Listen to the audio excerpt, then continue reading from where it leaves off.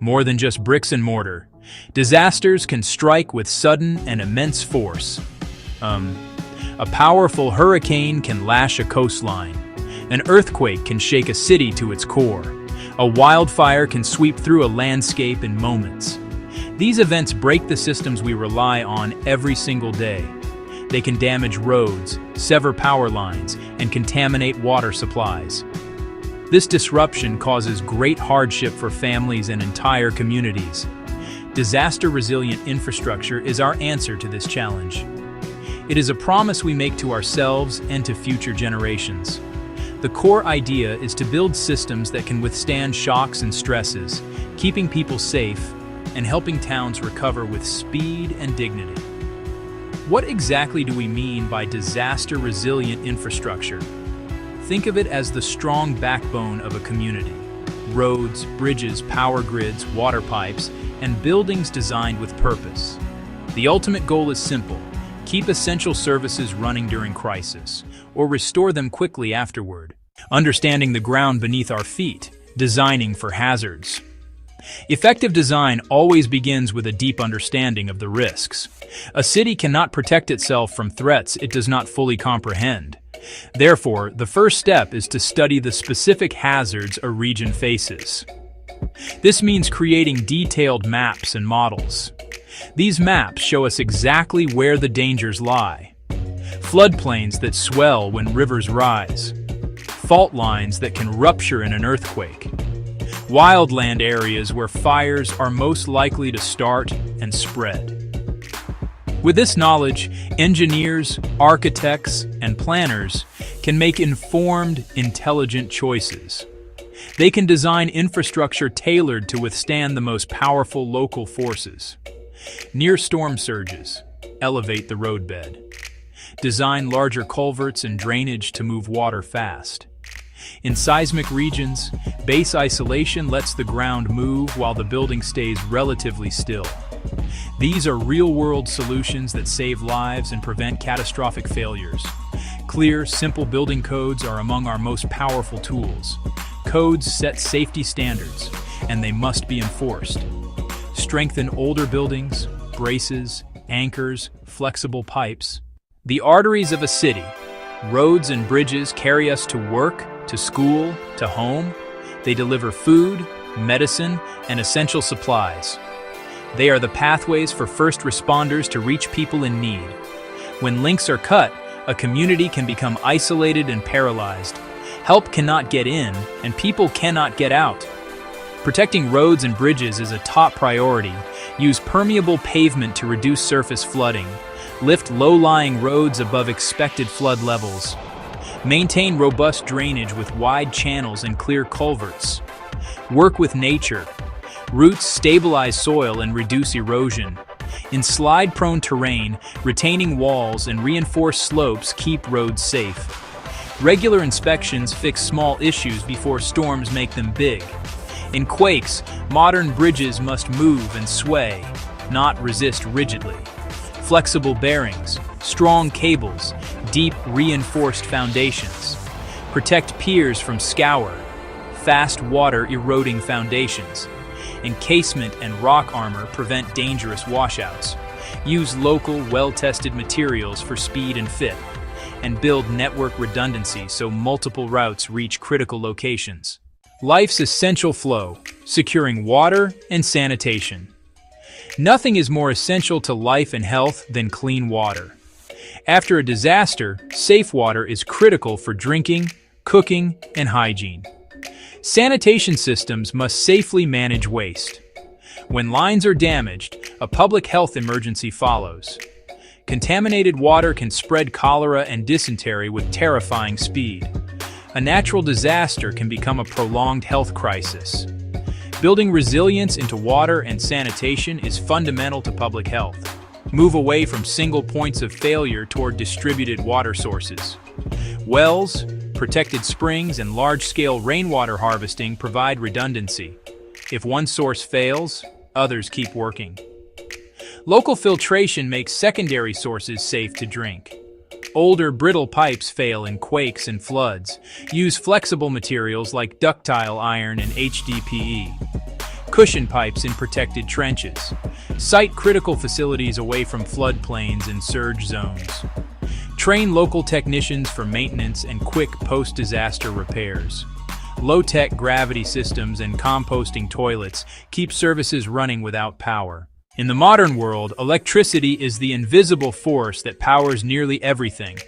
It runs our hospitals, keeps our water pumps working, powers our communications, and allows businesses to operate.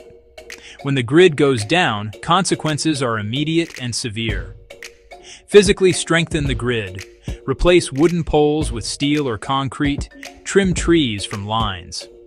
In high-risk zones, bury lines. Costly up front, but robust against wind, ice, and falling trees. A resilient future lies in decentralization. Microgrids that can operate independently, serving hospitals, campuses, or neighborhoods with solar, wind, and battery storage. During a major outage, microgrids disconnect and keep the lights on.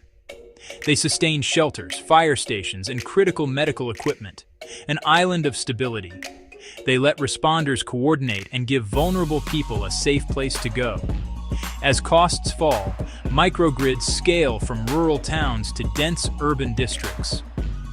Backup is non-negotiable. Prioritize solar plus batteries over fuel-dependent generators. Few moving parts, no fuel, reliable, low maintenance, and cleaner for the environment. Investing in resilient, decentralized, renewable energy builds a future where the lights stay on, no matter the storm. For most people, home is the ultimate sanctuary. A well-built home can be the difference between life and death. Resilient housing protects against specific threats without complex technology. In hurricane regions, high-wind shingles, metal clips tying roof to walls, impact-resistant windows or shutters. In flood zones, elevate living spaces above rising waters. Use flood-resistant materials where water may reach. In wildfire zones, create defensible space and use non-combustible roofing and siding. Upgrade millions of vulnerable homes, bolt frames to foundations, add plywood sheathing, install flood vents. Many retrofits are achievable by trained contractors or skilled homeowners. Local programs, loans, grants, and hands-on workshops empower residents. A community of slightly stronger homes weathers storms and recovers faster. Working with nature can provide better, more sustainable protection. Green infrastructure. Healthy wetlands, mangrove forests, and coral reefs absorb storm energy before it reaches communities. Protecting and restoring these systems reduces risk cost-effectively and supports wildlife. Inland, slow water and let it soak in. Parks, rain gardens, permeable paving, and trees. Benefits extend beyond floods. Cooler streets, cleaner water, recreation, even carbon sequestration. Blend built and natural systems. A flood wall paired with a park designed to safely flood. By embracing nature, cities become safer, healthier, and more beautiful. Resilient infrastructure is more than steel and concrete. It is also about people. Awareness is key. Understand risks, flooding, earthquakes, wildfires. Governments must communicate clearly via meetings, sites, and maps.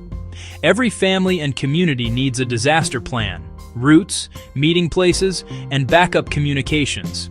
Practice often and build redundant warning systems. Local volunteers are invaluable. Train to help before responders arrive. Neighbors helping neighbors speeds recovery. Equip hubs, schools, libraries, religious centers, with backup power and essential supplies. These become places for information, shelter, and support. In 2007, Greensburg, Kansas was nearly wiped off the map by a massive tornado. 95% of buildings were destroyed. Schools, the hospital, nearly every home. Instead of leaving or rebuilding the same, they chose stronger and greener. They required new city buildings to meet LEED Platinum. Schools, hospital, and city hall focused on resilience. Wind and solar power, geothermal systems, and rainwater harvesting became standard. Homes were rebuilt with efficiency, better insulation, high-performance windows, efficient appliances. Resilient power lowered outages and utility bills. Greensburg was reborn, stronger and forward-thinking, a story of hope. Disasters will happen. We cannot stop storms or quakes, but we are not helpless. We can build roads that withstand floods, homes that resist winds, power that stays on, and communities that work together.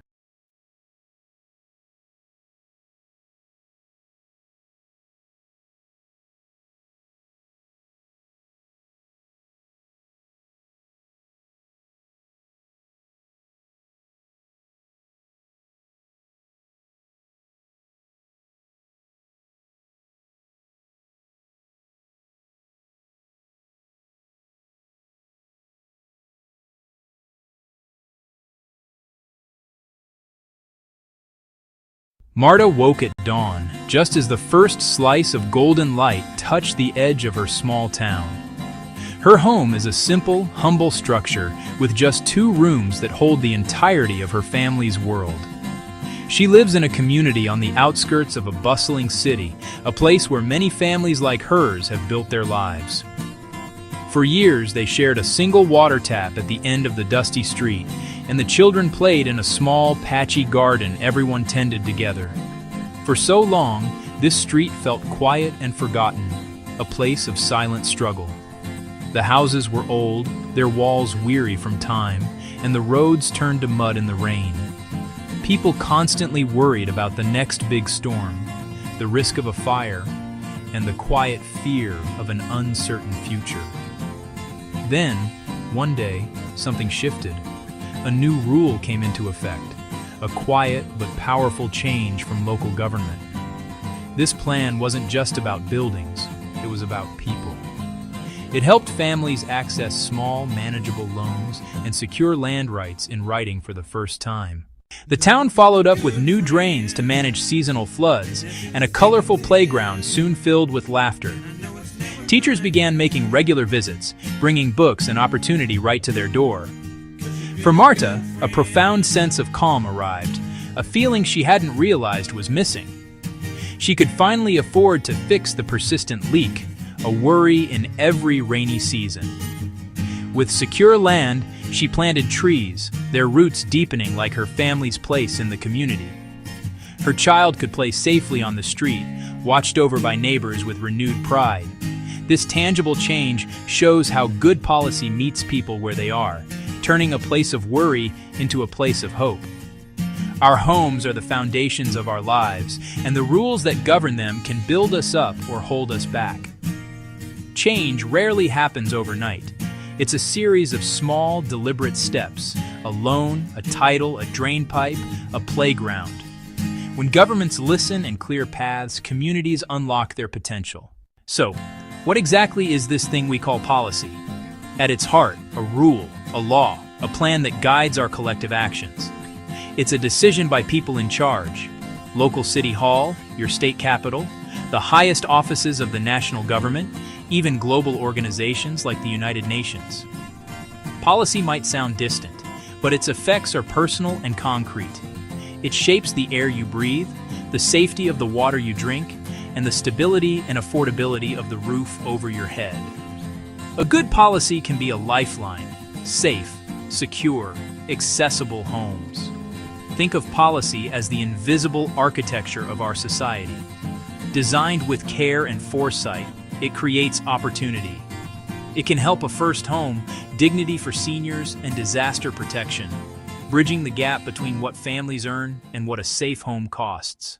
Building a world where everyone has a safe home can feel overwhelming, but it boils down to a few key principles. Think of a recipe with 3 essential ingredients.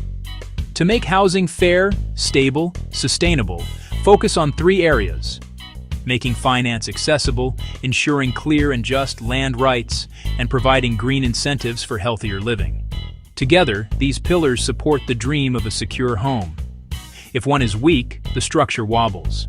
When all 3 are strong, communities thrive for generations. Finance is often the biggest hurdle. Huge down payments and perfect credit shut families out. Fair finance policies create new pathways to loans. Government guarantees reduce bank risk for low-income families. Subsidies cover early interest, giving breathing room. Second, land.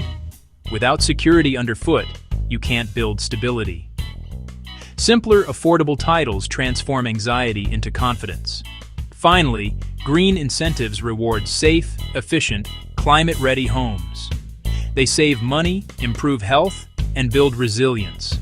Finance, land, and green design, a practical framework that works. The journey often begins with money. Traditional systems weren't built with everyone in mind. They work best for those with wealth. It can take money to get money, locking families out. Hard-working renters still here, too risky. Here is government's chance to rewrite the rules, to include, not exclude, and to lift people up. Microloans, small amounts with big impact, not massive mortgages, manageable funds. Marta used one to fix her roof before the rains. Low interest, fast approval, minimal paperwork. Governments can incentivize banks to offer these products or partner with trusted local institutions. Meet people where they are. Subsidies and grants make ownership possible. Cover upfront costs and lower early payments, turning a bank's no into a yes. Stable homes boost school, health, and small business, and strengthen entire communities. Now, the ground beneath our feet. Secure land rights unlock stability. A deed or title is incredibly powerful. It means you can't be forced to leave, and you can pass your home to your children. It gives confidence to improve and invest. But hundreds of millions lack this basic security. Old laws, missing papers, constant uncertainty. Outdated records breed confusion and disputes, opening doors to corruption and land grabs. Simplify and democratize land tenure with low-cost surveys and fast local offices. In Marta's town, one simple paper acted like a shield. People invested, shifting from survival to planning. Clarity enables roads, water, sewers, electricity. Legal titles unlock loans and jobs. Addresses ease school registration and civic life. Secure land draws people into the fabric of society, building real foundations for dreams. The third and final key, think green. We can't build like we did decades ago. Climate challenges are here. Homes must be ready. It's not about luxury tech, but practical design that keeps families safe, healthy, and financially secure. Green incentives speed the shift. Start with insulation. Cooler summers, warmer winters, lower bills. Daylight and ventilation reduce lighting and AC needs. Marta's home added a small solar water heater, cutting costs and keeping hot water even in outages. Cities can offer rebates for rainwater systems and efficiency, tax credits or direct incentives for builders and owners. Codes create markets that lower prices over time. Green homes are healthier, cooler, and safer. A green home is a resilient home, a secure sanctuary in a changing world. Smart policies on finance, land, and green are essential, but they're only part of the equation. Success grows when people have a seat at the table, a shift from top-down to collaboration, where neighbors shape their own futures. Who knows the needs better than those who live them? They know where the street floods, which corners need a light, and the safest place for a playground. Community-led housing often means cooperatives. Members own and manage together, pool resources to buy land or buildings, co-design the homes, and set fair rules. Costs drop, and homes fit culture and needs. Participatory planning makes it possible. We need a wider path for our elders here. This lot is perfect for a garden. The final plan is sound and lived in. When people help design it, they care for it. On a steep hillside, families lacked safe access and clean water. They formed a cooperative with a small grant and legal support and took matters into their own hands. They built sturdy, low-cost steps with local materials, planted native trees to prevent landslides, and set up upkeep together. The result was transformative. Children reached school safely, shops saw more business, and a renewed sense of empowerment grew. This is what happens when we trust people as experts of their own lives. The final piece is collaboration. No single group can solve the housing crisis alone. Real change happens when we work together. Government sets direction with fair laws. Community groups add heart and local knowledge. Nonprofits and donors bring funding and expertise, and companies bring innovation and efficiency. Think of it like a symphony. A city offers unused land for affordable housing, a bank backed by guarantees provides low-interest microloans, trusted leaders organize residents and co-design, builders train residents, creating jobs and skills. The project is faster, cheaper, and safer. Homes meet real needs. The neighborhood thrives. Benefits compound beyond bricks and mortar. Collaboration also builds resilience to shocks, physical and economic. Stronger homes, stronger bonds, stronger local economies. It's the glue that binds finance, land, and green design, turning a set of efforts into a unified force for change. MARTA's story shows a better future is within reach. We can build it, one neighborhood at a time. You can hear it in children's laughter, see it in small businesses on a newly lit street, and feel it in the quiet pride of a secure home. None of this is an accident. It's the result of thoughtful rules, dedicated people, and the will to work together. The path is clear, and it requires action. Leaders, start by listening. Ask what people truly need. Create simple rules that clear the path. Make land rights faster and cheaper to secure. Back small loans for low-income buyers. Offer real incentives for green, healthy homes. Empower community groups. Fund, trust, and include them. Community, your voice matters. Organize and act. Small steps together become a powerful movement. Global partners, be connectors and amplifiers. Fund small, high-impact ideas. Spread what works so others can learn. Help craft simple, effective policies. Focus on families and long-term resilience. We already have a blueprint, the Sustainable Development Goals. A world without poverty, with safe, resilient, affordable homes. We have the tools, we have the knowledge, and we have examples of what works. We can bring policy down to the people, turn plans into clean water and safe roofs, and into healthy homes. A home is more than bricks and mortar. It's the start of love, hope, and dreams. It is the foundation of our lives. Together, we can make safe homes real for everyone.